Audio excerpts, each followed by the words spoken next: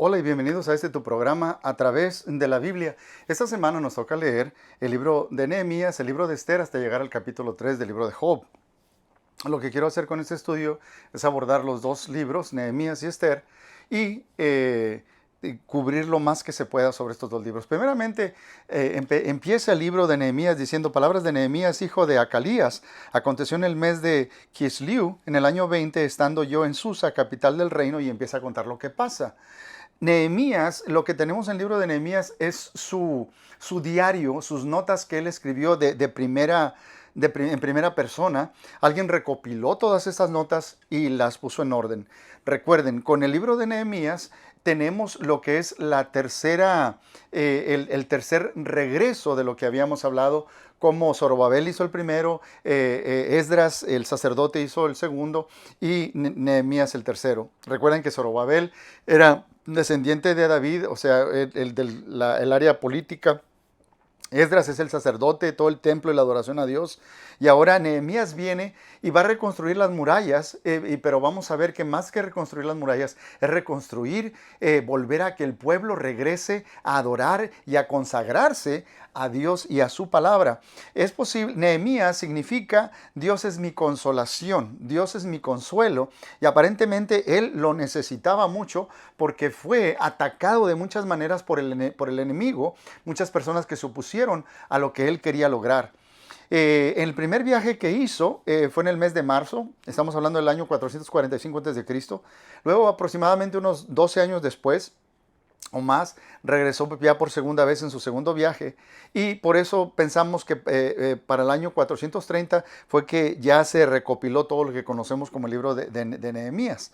Ahora, no hay mejor ejemplo en toda la Biblia para cómo ser un verdadero líder que el libro de Nehemías. Si tú quieres liderar a tu familia, si tú quieres liderar a tus hijos, si tú quieres liderar a un grupo en el trabajo, si tú quieres liderar a un grupo de personas, Nehemías es el mejor ejemplo de cómo hacer eso desde el punto de vista de Dios y cómo quiere Dios que sea un verdadero líder. ¿Por qué? Porque vamos a ver que él afronta 7 pruebas, y cómo es que un hombre de oración y un hombre de fe que confía en Dios sabe sobrellevar todas esas pruebas. Ahora, entre más grande sea tu incentivo de ser una persona dedicada a la obra de Dios, más grande serás tú un blanco para el enemigo. En otras palabras, si tú haces algo que Dios quiere, el enemigo se levantará en contra de lo que tú estás haciendo. Entonces, hay que saber esto. Ahora, hay varias formas de dividir este libro para estudiarlo. Si tú lo estás leyendo, vas a ver que tiene tantas y tantas cosas, pero podríamos dividir el libro de varias maneras. Hay una manera de hacerlo. La primera es hablando de regreso, para una forma de recordar. Regreso, capítulos 1 y 2, vemos el regreso de Nehemías, la reconstrucción de la ciudad, los versículos del 3 al 7 de las murallas. Luego la renovación del compromiso, los capítulos 8 y 9, a consagrarse a la palabra de Dios. Y luego la restauración de las personas. No solo, esto no se trata de las murallas solamente, se trata de que el pueblo sea reedificado y construido otra vez en seguir a Dios, los capítulos del 11 al 13. Esa es una buena forma, pero en vez de hacerlo de esa manera, a mí me gusta más dividirlo en 3 partes que yo considero son los 3 puntos especiales de este libro. Primero que nada, yo lo haría de esta manera, aceptando el llamado. ¿Cómo que fue que Nehemías en el capítulo 1 vemos cómo él acepta el llamado de Dios? Número 2, completando la obra. Los capítulos del 2 al 6, ahí vimos todas esas luchas que tiene y cómo termina la labor que tiene delante de él. Y luego cómo se organiza a la gente. Después de que se reconstruye la ciudad, se organiza a la gente los capítulos del 7 hasta el capítulo 13. Bien, en ese capítulo 1, el llamado de Dios fue el fundamento de todo lo que Nehemías hizo, mis hermanos. Todo lo que él hizo. Si tú sabes, si tú estás seguro de que Dios te llamó para hacer algo, ¿qué importa cómo van las cosas el día de hoy? O sea, si Dios te llamó, tú vas a tener éxito. Si haces lo que Dios quiere y estás haciendo lo que Dios te está llamando, independientemente de cómo se mire ahorita la situación y las circunstancias que están a tu alrededor. Si tú estás haciendo lo que Dios te pidió, eso es muy importante. Ahora, es interesante, mis hermanos, Nehemías no respondió a una necesidad. Él respondió a un llamado de Dios. Él sintió que Dios lo estaba llamando a hacer algo. Porque si tú quieres ser un buen líder, va a haber muchas necesidades. Mi hermano, mi hermana, amigo, amiga, hay muchas necesidades. Te puedes pensar, hay muchísimas necesidades y no vas a poder suplirlas todas. Pero Dios te va a dar un llamado con base a tus habilidades, o Él te habilita para que te enfoques en una necesidad específica. Entonces, esto es muy importante. Leemos en el verso 2, dice, sobre ese mes en el contexto que se puso, que vino Ananí, uno de mis hermanos, con algunos varones de Judá, y les pregunté por los judíos que habían escapado, que habían quedado de la cautividad, y por Jerusalén. Él está preguntando, mis hermanos, él está viviendo, él creció, él nació, creció y ha vivido toda su vida en el imperio persa. Tiene una posición especial, tiene una posición de privilegio. Él está sirviendo delante del rey, él es el copero del rey. Tiene que ser apuesto, tiene que ser inteligente, tiene que saber de política. Y básicamente él prueba la comida por si está envenenada. O sea, es como guardaespaldas, por así decirlo, del rey de Persia.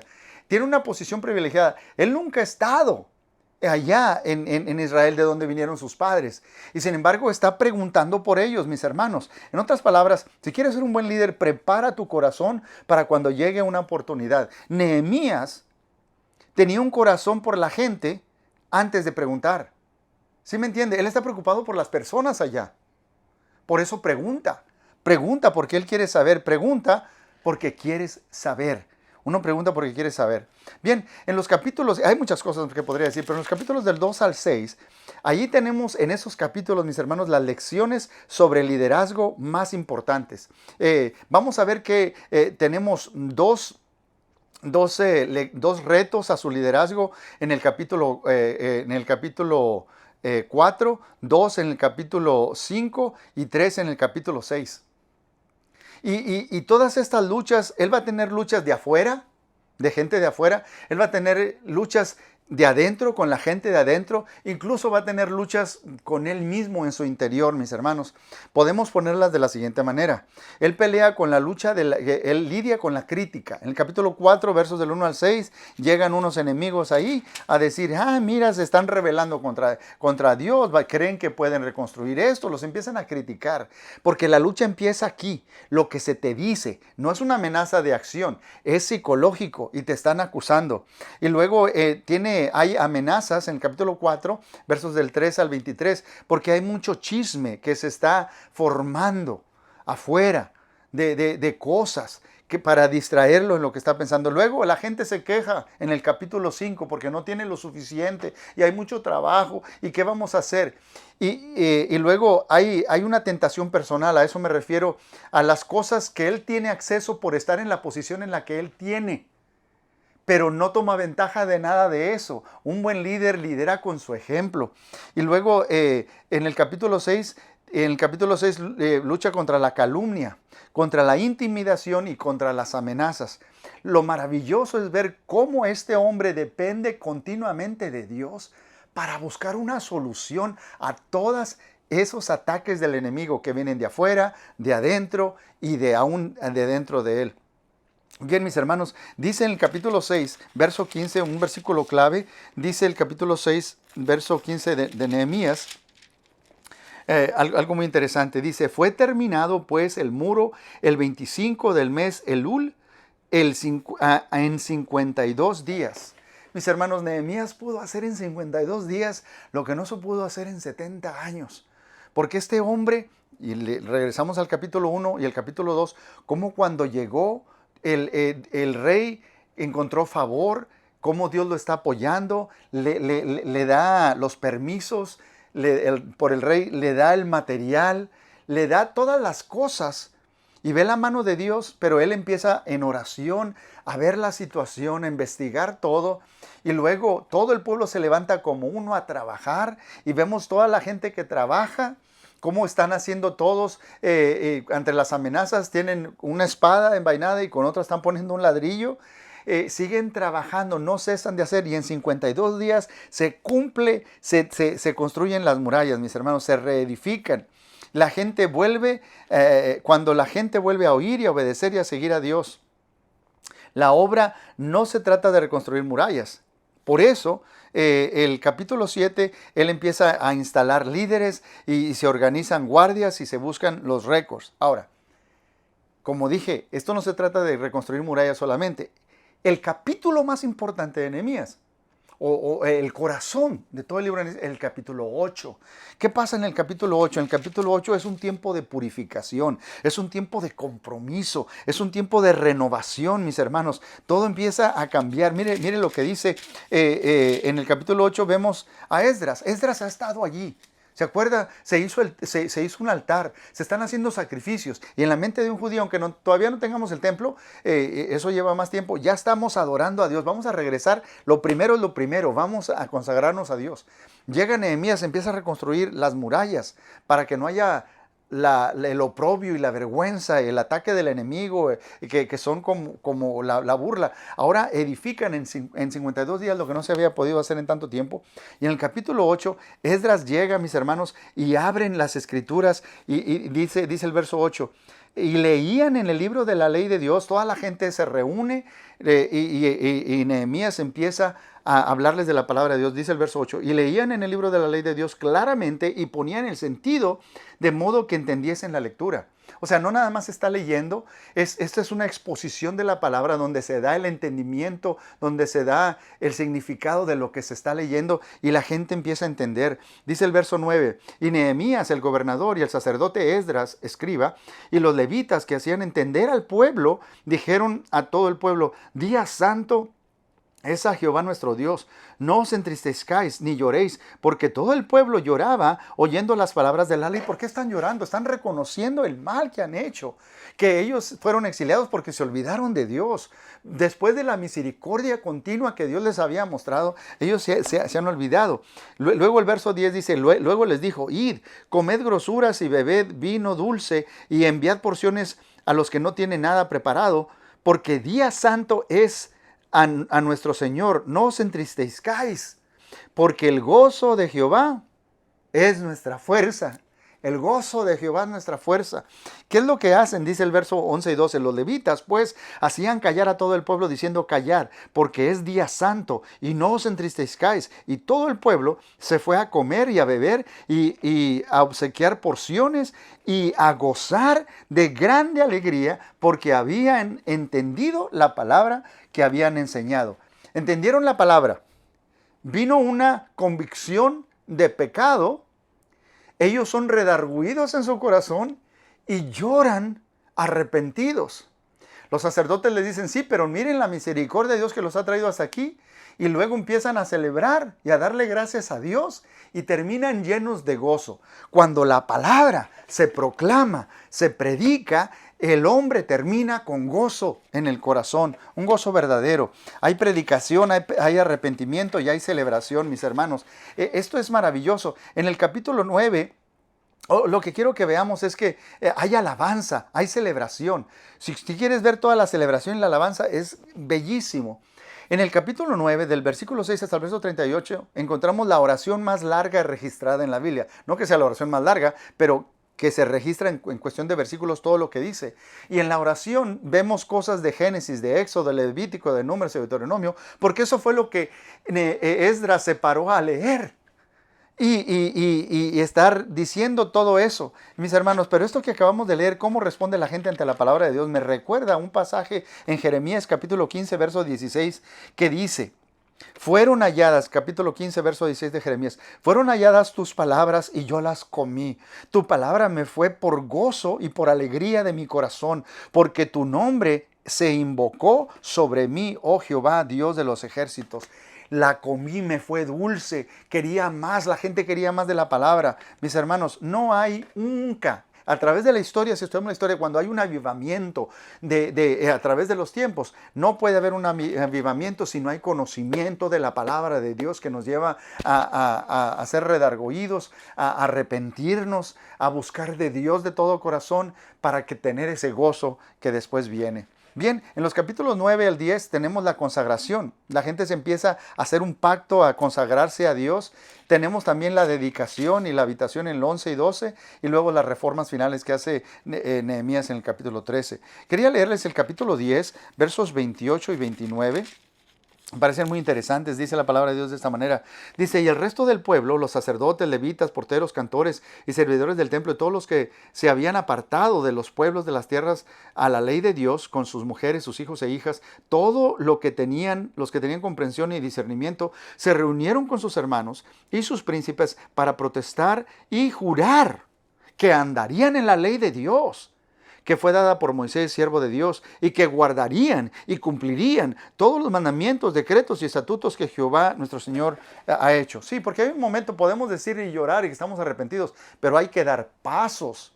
Hay que hacer frutos dignos de arrepentimiento. En este momento me estoy comprometiendo, estoy firmando de que yo me voy a consagrar, a hacer o a obedecer lo que Dios ha dicho. Es tiempo de actuar conforme a lo que Dios ha establecido.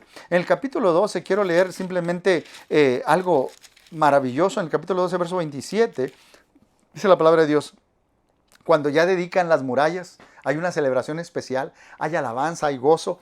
Dice el verso 27, para la dedicación del capítulo 12, verso 27, para la dedicación del muro de Jerusalén, buscaron a los levitas de todos sus lugares para traerlos a Jerusalén, para hacer la dedicación y la fiesta con alabanzas y con cánticos, con címbalos, salterios y cítaras. Dice el verso 28. Eso dice el verso 27. Y luego están celebrando y alabando a Dios. Mire cómo se resume el versículo 43. Dice el verso 43. Y sacrificaron aquel día numerosas víctimas y se regocijaron porque Dios los había recreado con grande contentamiento. Ha llegado el tiempo del gozo. Se alegraron también las mujeres y los niños. Fíjese esta última frase. Y el alborozo, no los cantos, el alborozo de Jerusalén fue oído desde lejos. En otras palabras, el gozo que tenían fue contagioso. Toda la gente alrededor se dio cuenta del gozo. Mis hermanos, cuando alabamos a Dios hay una guerra espiritual y hacemos que se vaya el enemigo y declaramos victoria, porque estamos reconociendo que todo lo que tenemos, si hemos recuperado todas esas cosas, es por el Dios que una vez olvidamos, pero que ahora nos ha recibido por su misericordia. Mis hermanos, el siguiente libro es el libro de Esther y quiero hablar simplemente bien rápidamente. Esther significa estrella. Estrella. En hebreo su nombre era Hasada o Hasada, en el capítulo 2, verso 7. Eso es un árbol, esa palabra es un árbol de mirtle que parece que tiene una hojita, una florecita que parece como una estrella. Pero yo quiero que sepan que este libro es muy interesante porque la palabra Dios no aparece en este libro. En todo el libro. No hay una referencia en el libro de Esther a la oración. No hay una referencia en el libro de Esther a la fe. No hay una referencia en el libro de Esther a la ley de Moisés. Ningún escritor del Nuevo Testamento cita de este libro. Y aun cuando Esther es la estrella de la historia, aun cuando Dios no es mencionado en todo el libro, el personaje principal de la historia es Dios. Es Dios. Dios lo vemos obrando. Dios está detrás de todo lo que está sucediendo, de todo lo que está pasando en esta historia. Dios va guiando esta historia. De hecho, mis hermanos, simplemente les voy a dar un bosquejo rápido. Si en el capítulo 1, de versos del 1 al 22, tenemos a Bastí, que se rehúsa a ser usada como un cuerpo nada más para placer de todos los invitados. En el capítulo 2 vemos la ascensión, en versículos del 1 al 18, la ascensión de Esther a prominencia.